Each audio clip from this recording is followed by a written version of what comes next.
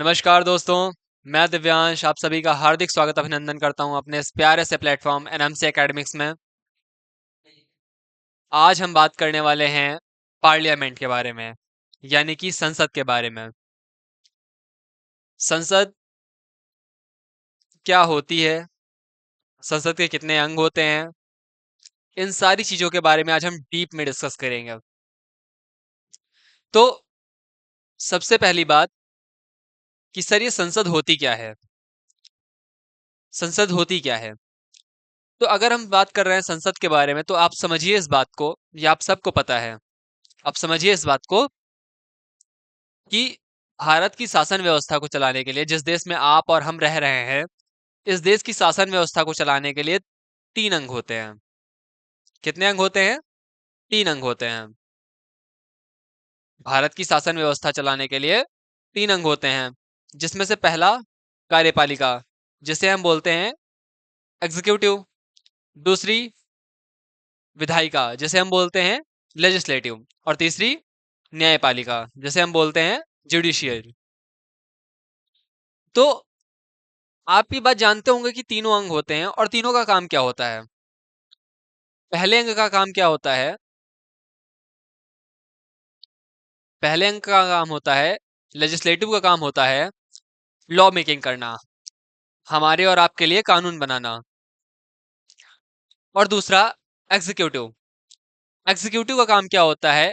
Executive का काम होता है कि जो कानून विधायिका ने बनाए हैं उसको समाज में लागू करना, उसको सोसाइटी में इंप्लीमेंट करना। और तीसरा जुडिशरी का काम क्या होता है? जुडिशरी का काम यह होता है कि जो भी कानून का पालन करने में या विधायिका के द्वारा जो भी कानून बनाने में गलती हुई है उसे पॉइंट आउट करना और उसे इवेल्युएट करना, उसमें सुधार करना और हमारे और आपके अधिकारों की रक्षा करना। ठीक। तो हम बात कर रहे हैं आज संसद के बारे में। किसके बारे में? संसद के बारे में। इतनी बात आपको समझ में आई कि संसद होती क्या है, संसद काम कैसे करती है। तो पहला हम बात करते हैं संसद के बारे में। किसके बारे में? पार्लियामेंट के बारे में।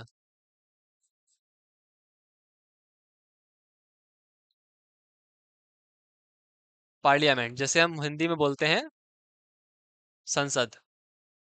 ठीक।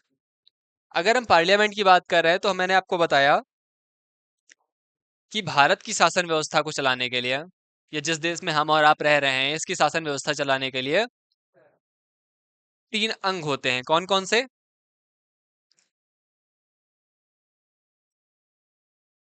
ठीक। या फिर कह सकते हैं कि शासन के अंग। इंग्लिश में से बोले तो फॉर्म्स ऑफ या organs of government. Organs of government. मैंने आपको बताया कि किसी भी देश की शासन व्यवस्था को चलाने के लिए, या खासकर अपने देश की बात करें तो भारत की शासन व्यवस्था को चलाने के लिए तीन अंग होते हैं। शासन को चलाने के लिए तीन अंग होते हैं मेनली, जिसमें से पहला आता है क्या? पहला अपना आता है लेजिस्लेटिव। क्या आता है? लेजिस्लेटिव। लेजिस्लेटिव जिसे हम क्या बोलते हैं हिंदी में? जिसे हम बोलते हैं विधायिका। आप समझिए इस बात को कि विधायिका, इसका काम क्या होता है? इसका काम होता है आपके लिए लॉ मेकिंग करना। क्या करना? Law making. लॉ मेकिंग या बोले तो कानून निर्माण। कानून या विधि निर्माण करना। ठीक। दूसरा हमारा अंग आता है, दूसरे अंग की बात करें तो हमारा दूसरा अंग होता है एग्जीक्यूटिव। दूसरे अंग की बात करें अगर हम, तो दूसरा अंग हमारा होता है एग्जीक्यूटिव। एग्जीक्यूटिव को हिंदी में बोले तो, हिंदी में बोले तो कार्यपालिका। कार्यपालिका। कार्यपालिका का काम क्या होता है? Implement laws. हम्म। हिंदी में बोले तो कार्यपालिका।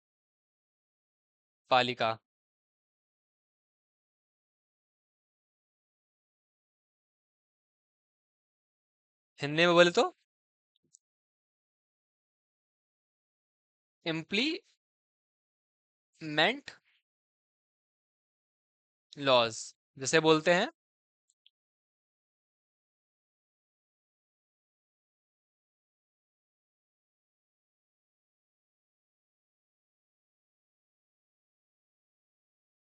कानून को लागू करना। ठीक। क्या लागू करना? यहाँ पे बोले तो लॉज को लागू करना। और थर्ड अंग की बात करें, अगर हम थर्ड तीसरे ऑर्गन की बात करें अगर गवर्नमेंट की, तो वो होती है हमारी, क्या होती है? जुडिशरी। जुडिशरी को अगर हिंदी में बोले तो न्यायपालिका।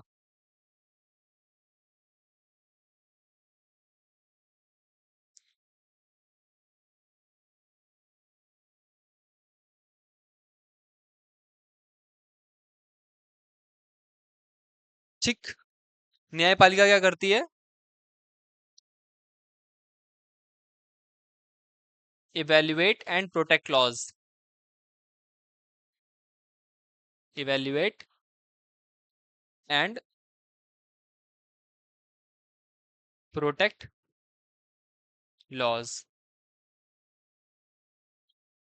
इतनी बात आपको समझ में आई कि अगर हम बात करें संसद के बारे में, तो संसद की किसी भी देश की शासन व्यवस्था को चलाने के लिए मेनली उसके तीन अंग होते हैं। और अगर हम खासकर भारत की बात करें, तो भारत की शासन व्यवस्था को चलाने के लिए तीन अंग होते हैं। भारत की शासन व्यवस्था को चलाने के लिए तीन अंग होते हैं। पहला पहला होता है लेजिस्लेटिव, जिसे हम बोलते हैं, हिंदी में बोले तो लेजिस्लेटिव, जिसे हम बोलते हैं क्या? जिसे हम बोलते हैं विधायिका। विधायिका का काम काम होता है, विधायिका का काम होता है कानून को निर्माण करना। दूसरा अंग होता है हमारा एग्जीक्यूटिव, जिसका काम होता है इम्प्लीमेंट लॉज, कानून को लागू करना। और तीसरा काम होता है हमारा न्यायपालिका का, जो होता है कि इवेल्युएट एंड प्रोटेक्ट लॉज। ठीक। तो हम बात कर रहे हैं संसद के बारे में। अभी आज अभी और आज हम बात करने वाले हैं संसद के बारे में। किसके बारे में? संसद के बारे में। संसद होती क्या है हमारी? संसद क्या होती है, आप समझिए इस बात को, देखिए इसमें, इसको समझिए, इसको आप समझने का प्रयास करिए कि अगर हम बात कर रहे हैं संसद के बारे में, यानी कि पार्लियामेंट के बारे में, अगर हिंदी में अंग्रेजी में बोले तो पार्लियामेंट के बारे में अगर हम बात कर रहे हैं, तो मैंने आपको बताया, पहला, अगर हम शासन की बात कर रहे हैं तो शासन में मेनली तीन अंग आ रहे हैं। कौन कौन से?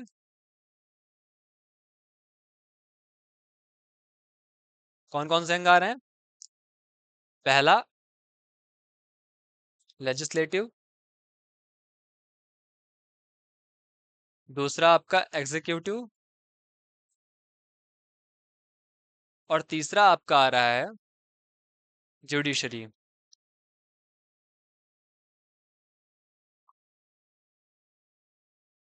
लेजिस्लेटिव को हिंदी में बताया मैंने आपको, क्या बोलते हैं? विधायिका। एग्जीक्यूटिव को क्या बोलते हैं? एग्जीक्यूटिव को बोलते हैं कार्यपालिका। और जुडिशरी को बोलते हैं न्यायपालिका। तो आप देखिए यहाँ पे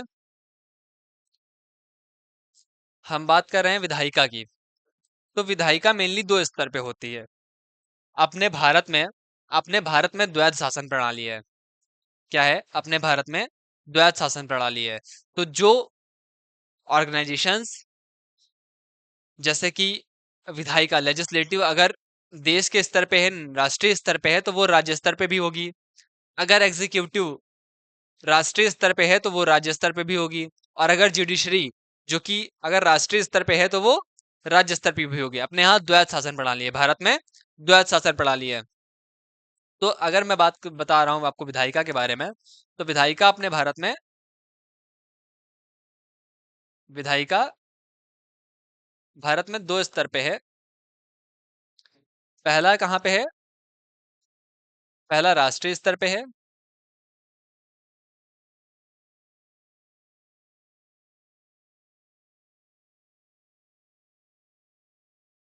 राष्ट्रीय स्तर पे जिसे हम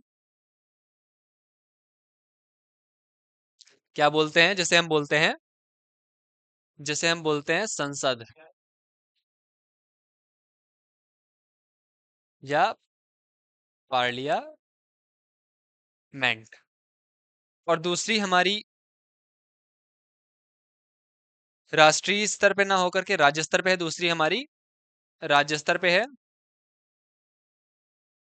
जिसको हम बोलते हैं स्टेट लेजिस्लेचर।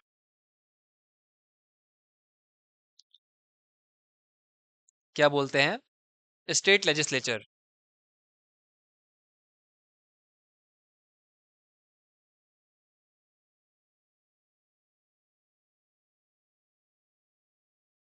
ठीक, इतनी बात आपको समझ में आई कि पहला, किसी भी देश के शासन को चलाने के लिए तीन अंग होते हैं मेनली, लेजिस्लेटिव, एग्जीक्यूटिव और जुडिशरी।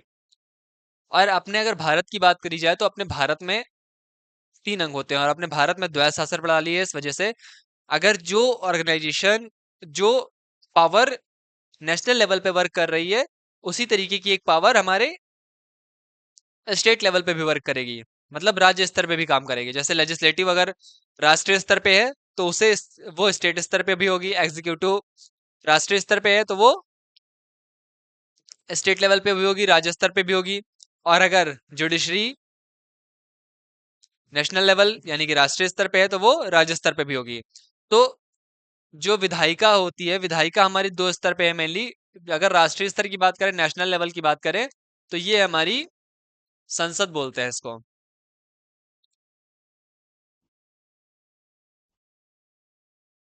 नेशनल लेवल की बात करें तो राष्ट्रीय स्तर पे हमारी क्या है? संसद है। संसद की बात कर रहे हैं आज हम, संसद के बारे में बात कर रहे हैं। तो आप, आई होप आपको पता चल गया होगा कि हम किसके बारे में बात करने वाले हैं। हम बात करने वाले हैं संसद के बारे में। तो अगर अब हम बात करें तो हेडिंग डालिए आप सबसे ऊपर, संसद। संसद हमारी क्या होती है? राष्ट्रीय स्तर की विधायिका होती है। संसद हमारी राष्ट्रीय स्तर की विधायिका होती है।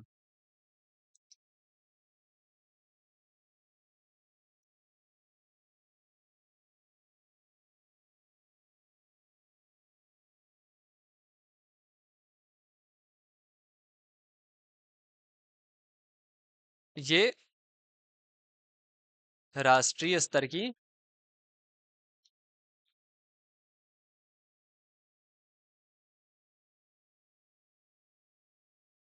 विधायिका होती है।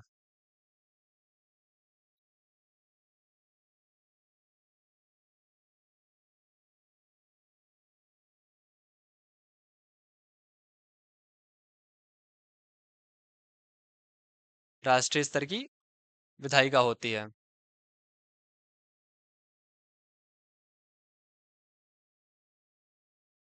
अगर इसको हम अंग्रेजी में लिखे तो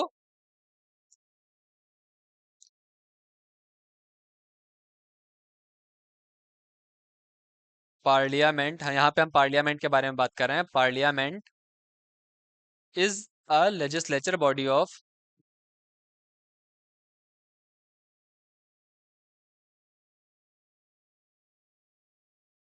ऑन नेशनल लेवल।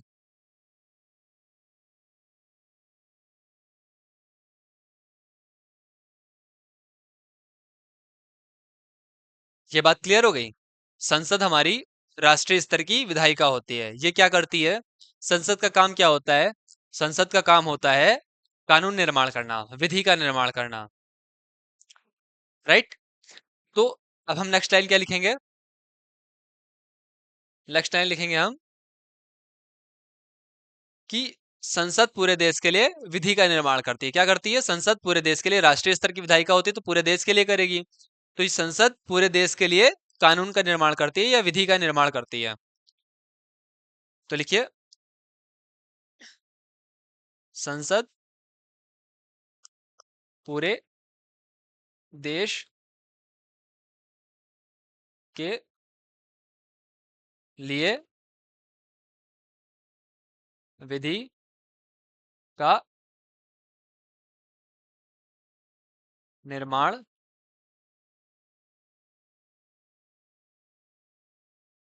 करती है। क्या करती है? कानून का निर्माण करती है या विधि का निर्माण करती है?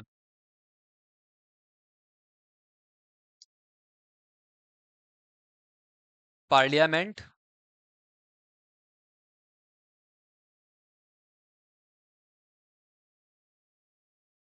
Makes law for whole country. Parliament makes law for whole country. Clear? आपको इतनी बात क्लियर हो गई? पहली बात कि भारत में मेनली गवर्नमेंट के तीन ऑर्गन्स होते हैं। पहला लेजिस्लेटिव, दूसरा एग्जीक्यूटिव, तीसरा जुडिशरी। पहला लेजिस्लेटिव, दूसरा एग्जीक्यूटिव, तीसरा जुडिशरी, जिसमें से अपने भारत में द्वैध शासन प्रणाली है। इस वजह से अगर लेजिस्लेशन यानी कि विधायिका राज्य स्तर पे है तो वो राष्ट्रीय स्तर पे भी होगी, अगर एग्जीक्यूटिव राष्ट्रीय स्तर पे है तो वो राज्य स्तर पे भी होगी, कार्यपालिका। और अगर न्यायपालिका राज्य स्तर पे है तो वो राष्ट्रीय स्तर पे भी होगी। तो विधायिका अगर दो स्तर पे है, राज्य स्तर पे और राष्ट्रीय स्तर पे है, तो जो राज्य स्तर पे होती है उसे बोलते हैं विधान परिषद, और जो राष्ट्रीय स्तर पे होती है उसे बोलते हैं संसद। तो हम यहाँ पे बात कर रहे हैं संसद के बारे में। किसके बारे में? संसद के बारे में। तो संसद क्या होती है? संसद जो होती है राष्ट्रीय स्तर की विधायिका होती है। संसद राष्ट्रीय स्तर की विधायिका होती है। और इसका काम क्या होता है? संसद का काम होता है कानून का निर्माण करना, विधि का निर्माण करना। और अगर अब इसके बारे में हम संविधान के से जोड़ते हैं तो संविधान के भाग 5 में इसके बारे में हमें बताया जाता है। संविधान के भाग 5 में संसद के बारे में बताया गया है। और भाग 5 अनुच्छेद 79 से लेकर के 123 तक, 79 टू 123।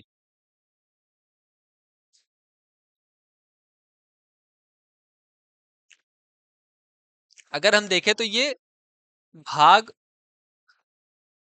या पार्ट 5 में इसके बारे में, भाग 5 में इसके बारे में बताया गया है, जो कि अनुच्छेद या आर्टिकल बोले तो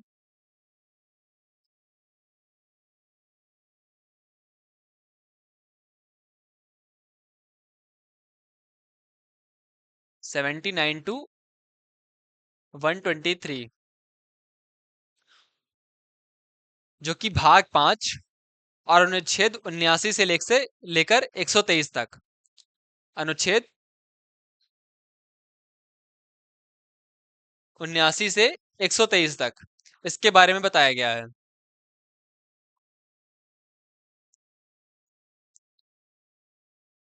अनुच्छेद 79 क्या बोलता है? आर्टिकल 79 क्या बोलता है? आर्टिकल 79 बताता है कि भारत में एक संसद होगी। क्या बताता है? भारत में एक संसद होगी। अनुच्छेद 79 क्या बताता है? भारत में एक संसद होगी। There will be a parliament in India. Bharat में एक संसद होगी, there will be a parliament in India. इतनी बात क्लियर हो गई आपको? सबसे पहले हमने देखा संसद होती क्या है, फिर हमने देखा कि ये कौन से भाग है। फिर अनुच्छेद 79 से लेकर के, यानी कि आर्टिकल 79 से लेकर के 123 तक इसके बारे में मिलता है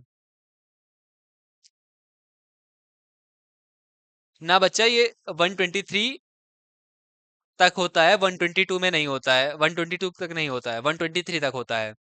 एक्चुअल में 123 में ऑर्डिनेंस के बारे में बात की गई है, अध्यादेश के बारे में बात की गई है। तो अध्यादेश तब तक पारित नहीं होता जब तक उसको संसद के द्वारा लागू ना किया जाए। हाँ, तो अध्यादेश तब तक अध्यादेश नहीं माना जाता कि जब तक वो संसद के द्वारा लागू ना हो। तो यहाँ पे भी संसद से तो लागू हो रहा है ना बच्चा, संसद से लागू हो रहा है। और अगर संसद से लागू हो रहा है तो जाहिर सी बात है संसद के बारे में बात की गई है, इसलिए ये 123 तक मिलता है, 122 तक नहीं 123 तक होता है। अगर आपने 123 तक पढ़ा है तो आपने गलत पढ़ा है। आप इसको अभी सुधार कर सकते हैं कि अनुच्छेद 79 से लेकर के 123 तक संसद के बारे में बात की गई है। राइट। तो 79 क्या बताता है, भारत में एक संसद होगी। Just a minute please.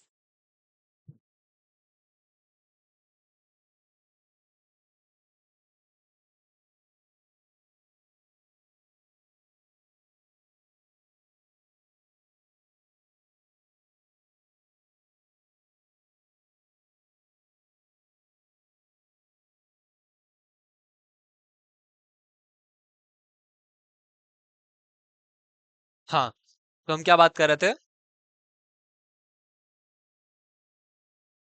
तो भारत में एक संसद होगी।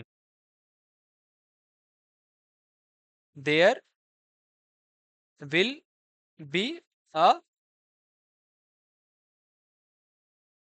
Parliament in India. क्लियर, इतनी बात ठीक है। भाग 5 में मिलता है, इसके बारे में पता चलता है हमें। और अनुच्छेद 79 से लेकर के 123 तक। जितने लोगों ने भी 122 तक पढ़ा है वो गलत पढ़ा है, आप उसको अभी सुधार कर लीजिए। 123 में हमारे अध्यादेश के बारे में बताया जाता है, और कोई भी अध्यादेश तब तक अध्यादेश नहीं बनता है कि जब तक उसे संसद के द्वारा लागू ना किया जाए, संसद से पारित ना किया जाए। तो जहां पर संसद के बारे में बात आ रही है तो जाहिर सी बात है वो संसद के ही अनुच्छेद में गिना जाएगा। इसलिए अनुच्छेद 79 से लेकर के 123 तक हमें संसद के बारे में मिलता है। और हमारा अनुच्छेद 79 क्या बोलता है, अनुच्छेद 79 बोलता है कि भारत में एक संसद होगी। अच्छा, संसद होगी, तो अब हम बात कर रहे हैं संसद। ना देख लिया कि संसद होगी। अब संसद के कितने अंग होते हैं। संसद के 3 अंग होते हैं। संसद के 3 अंग होते हैं, जिनमें से पहला होता है लोकसभा, दूसरा राज्यसभा और तीसरा राष्ट्रपति। संसद के 3 अंग होते हैं, पहला लोकसभा, दूसरा राज्यसभा, तीसरा राष्ट्रपति। हम बात कर रहे हैं संसद के बारे में, तो पहला हमारा आता है, पहला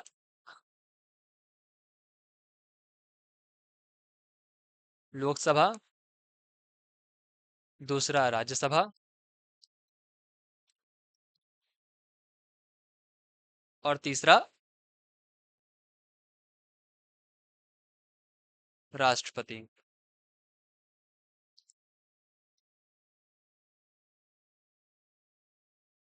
ठीक। लोकसभा को हम इंग्लिश में लोकसभा ही बोलते हैं। लोकसभा को इंग्लिश में लोकसभा ही बोलते हैं, राज्यसभा को भी इंग्लिश में राज्यसभा ही बोलते हैं।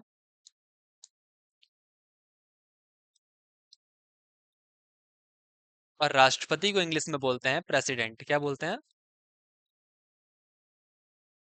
प्रेसिडेंट। ये सरकार, ये संसद के अंग होते हैं। संसद के 3 अंग होते हैं। अब सर इसमें से क्वेश्चन कैसे बनेगा, आप लोगों के मन में डाउट हो रहा होगा कि अब सर इससे क्वेश्चन कैसे बनेगा। आपको बहुत सारा दे दिया और उसमें से पूछ लिया कि निम्नलिखित में से कौन संसद का अंग नहीं है। ये तीनों दे दिए और इनमें से कोई एक और दे दिया, उपराष्ट्रपति दे दिया। अब आपको पता होगा तब तो आप लगाएंगे कि उपराष्ट्रपति संसद का अंग नहीं है। हम्म। आपसे ऐसे ही पूछ लिया कि निम्नलिखित में से कौन संसद का अंग नहीं है। तो जब आपसे पूछ लिया कि संसद का अंग नहीं है, तो अब भाई ये तीनों दे दिया आपको, और उनमें से प्रधानमंत्री ऐड कर दिया लास्ट ऑप्शन में, चौथे ऑप्शन में। तो आप क्या लिखेंगे कि कौन संसद का अंग नहीं है? प्रधानमंत्री संसद का अंग नहीं है। तो ये तीनों जो होते हैं, ये तीनों हमारे संसद के अंग हैं। लोकसभा, संसद के तीन अंग होते हैं, पहला लोकसभा, दूसरा राज्यसभा, तीसरा राष्ट्रपति। पहला लोकसभा, दूसरा राज्यसभा, तीसरा राष्ट्रपति।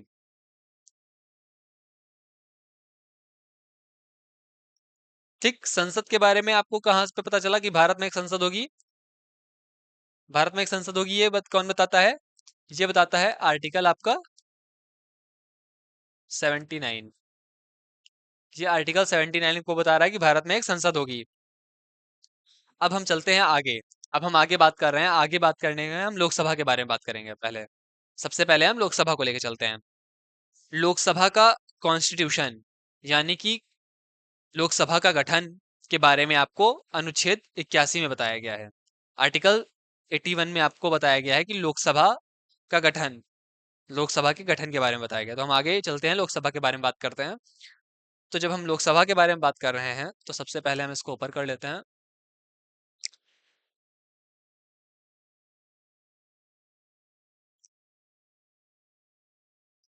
अभी हम बात करें किसके बारे में? अभी हम बात कर रहे हैं लोकसभा के बारे में। तो लोकसभा के बारे में आपको किसमें बताया गया है?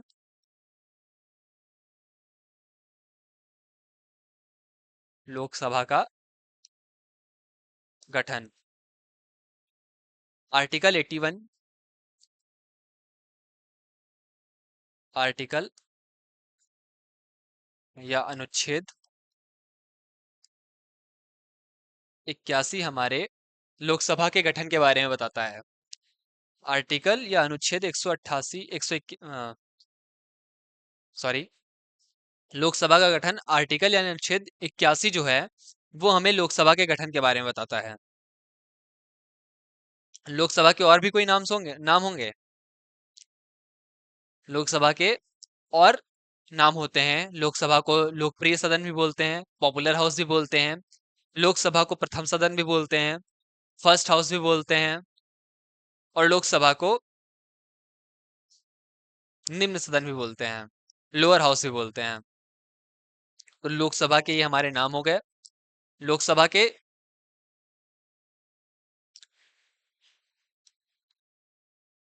अगर लोकसभा के नाम के बारे में बात करें तो इसको बोलते हैं लोकप्रिय सदन पहला,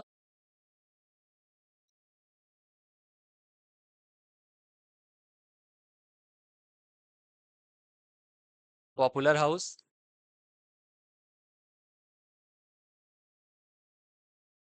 दूसरा हम बोलते हैं इसको निम्न सदन,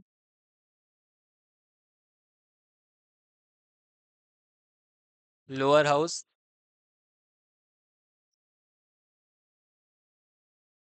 और तीसरा हम बोलते हैं इसको,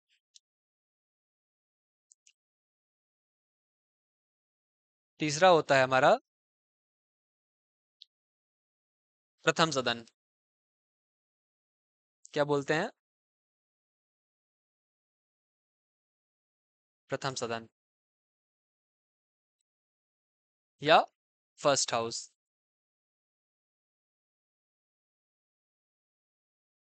ठीक, तो लोकसभा का गठन हमारा अनुच्छेद 81 हमें बताता है, जिसमें इसका पहला नाम होता है लोकप्रिय सदन, पॉपुलर हाउस, दूसरा निम्न सदन, लोअर हाउस, और तीसरा प्रथम सदन जिसे हम बोलते हैं फर्स्ट हाउस।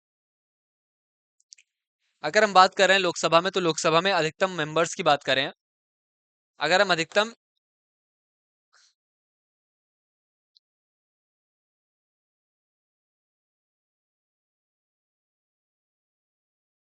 अधिकतम सदस्य की बात करें, तो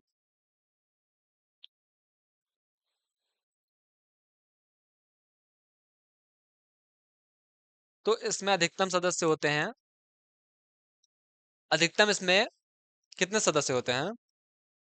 अधिकतम इसमें 552 सदस्य होते हैं। अधिकतम 552 सदस्य होते हैं, जिसमें से 550 जो होते हैं वो इलेक्टेड होते हैं और 2 नॉमिनेटेड होते हैं।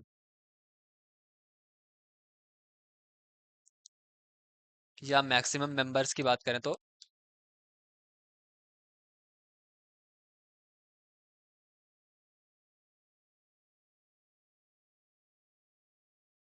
अगर हम मैक्सिमम मेंबर्स की बात करें तो इसमें 552 होते हैं। कितने होते हैं?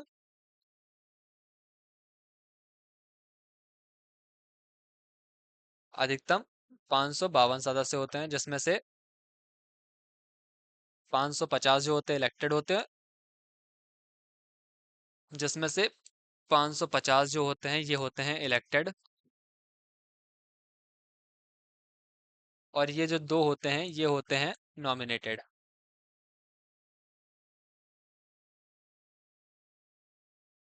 ठीक। हाँ, ये भूल गया था मैं। Constitution of Lok Sabha.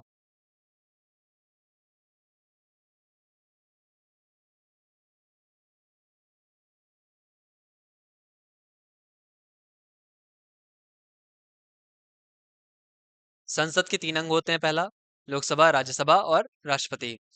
लोकसभा का गठन के बारे में हमें कॉन्स्टिट्यूशन ऑफ लोकसभा के बारे में हमें बताता है आर्टिकल 81, जिसमें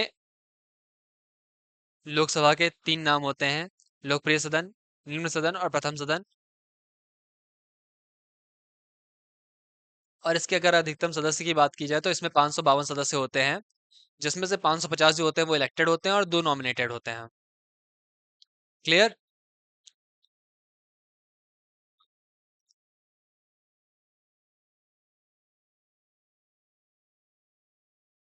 हाँ बच्चा, 122 तक नहीं, 123 तक होता है। 123 में ऑर्डिनेंस की बात की गई हुई है। क्लियर? अब हम बात करते हैं राज्यसभा के बारे में।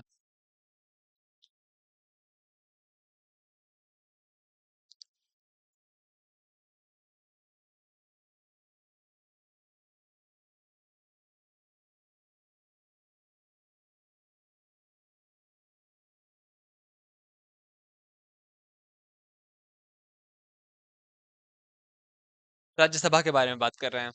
अगर हम राज्यसभा के पहले देखें तो राज्यसभा को पहले क्या बोला जाता था?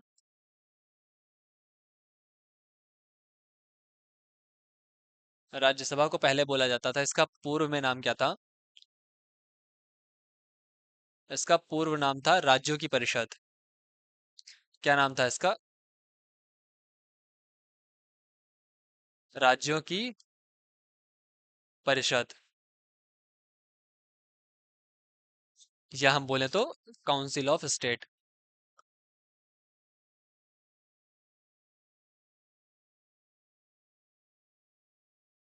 राज्यसभा को पहले क्या बोला जाता था? राज्यों की परिषद बोला जाता था, जिसको हम बोलते हैं काउंसिल ऑफ स्टेट।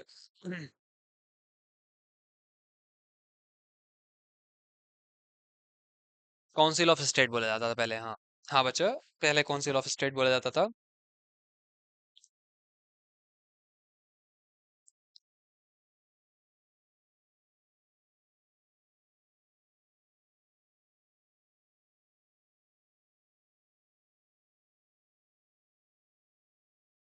नहीं नहीं, लेकिन ये जो राज्यों की परिषद है, ये 23 अगस्त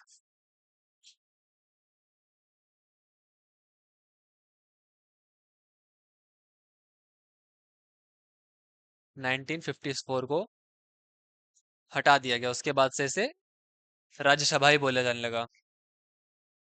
क्लियर?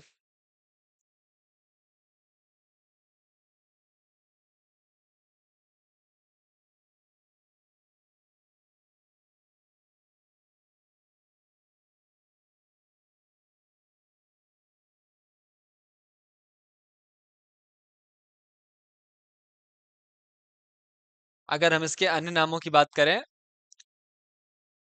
तो इसके अन्य नाम क्या थे?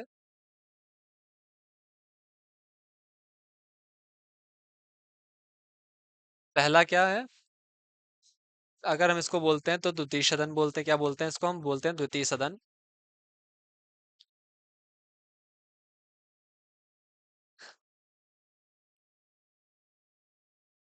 Second chamber. और उच्च सदन क्या बोलते हैं?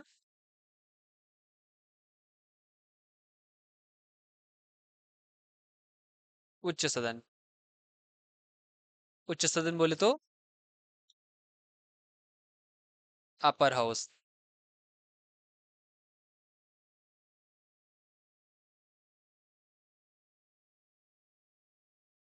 इसमें अगर हम अधिकतम सदस्य की बात करें तो, अगर हम अधिकतम सदस्य की बात करें इसमें तो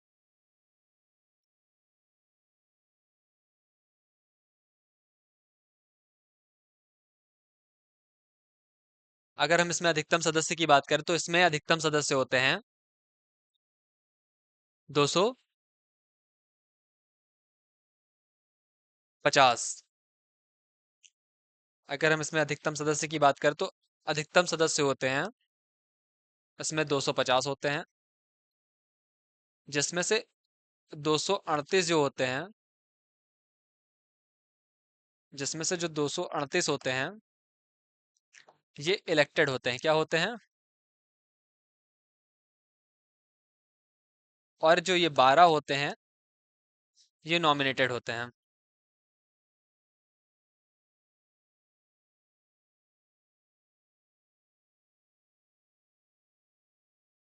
अधिकतम सदस्य 250 होते हैं, जिसमें से 238 जो होते हैं वो इलेक्टेड होते हैं, और जो ये दो नॉमिनेटेड 12 होते हैं ये नॉमिनेटेड होते हैं। क्लियर? राइट? तो ये जो 12 होते हैं ये नॉमिनेटेड होते हैं।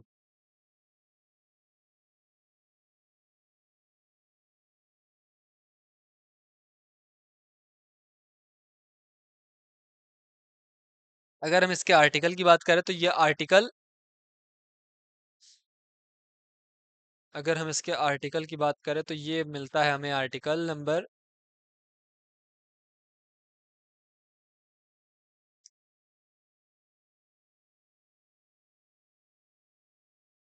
अगर हम इसके आर्टिकल की बात करें तो ये आर्टिकल 80 में मिलता है हमें।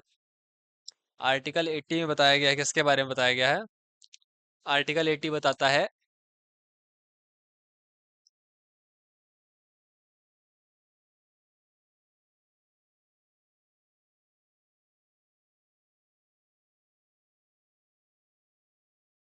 राज्यसभा का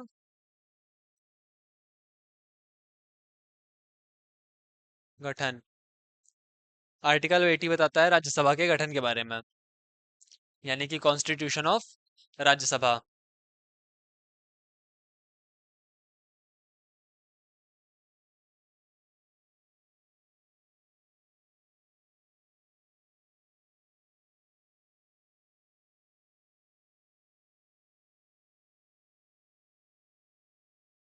ठीक। तो आज के लिए इतना ही। फिर मिलते हैं। धन्यवाद, नमस्ते, आदाब, सत श्री अकाल। मिलते रहिएगा। Tata, bye bye.